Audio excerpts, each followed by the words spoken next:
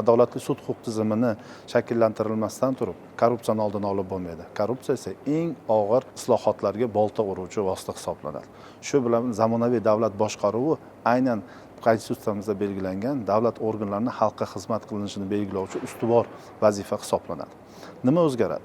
Endi davlat idoralari xalqqa xizmat qiladi. Xususan bunda yangi elektron hukumat platformasi tubdan yangilanadi. Endi murojaatlar qilingan masalalar kim, qachon, qayerda degan savollarga javoblarni aholi bevosita shaffof tarzda ko'rib turish imkoni bo'ladi. Buning natijasida yagona raqamli platforma yaratiladi. Barcha masalalarni ko'rib turuvchi va xalq uchun ishlovchi tizim yaratiladi. Endi davlat xizmatchilari emas, tizim xalqqa xizmat qilishni boshlaydi. Shu bilan birga murojaatlar bilan ishlashda sun'iy intellekt tizimi ham joriy etilishi belgilanmoqda. Inson omilini kamaytiradi. Bu degani ertaga murojaat yo'qolib qolmaydi. Murojaatlarni hal qilishda muddatlar buzilmaydi va mas'uliyat yanada oshib boradi. Shu bilan birga parlament oldida ham muhim vazifalar belgilandi.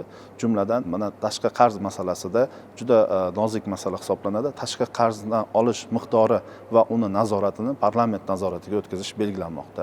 Bu ertaga xalqni nazorati degani nazarda tutadi.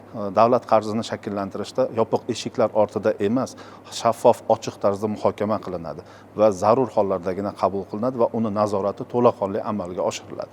Shu bilan birga davlat xaridlarini amalga oshirishda ham faqat qonunda belgilash belgilanmoqda. Endi qaysi davlat xaridlarini bevosita amalga oshirish faqat qonunda ko'rsatiladi.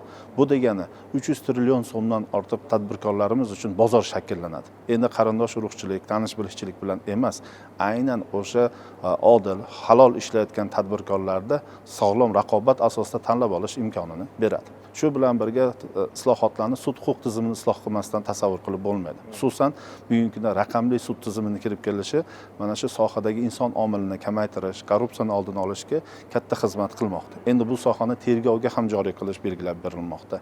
Ariza kelib tushgandan vaqtdan boshlab jinoyat ishi sudga borgunga qadar bo'lgan jarayonni raqamlashtiriladi va bunda yagona mexanizm shakllanadi.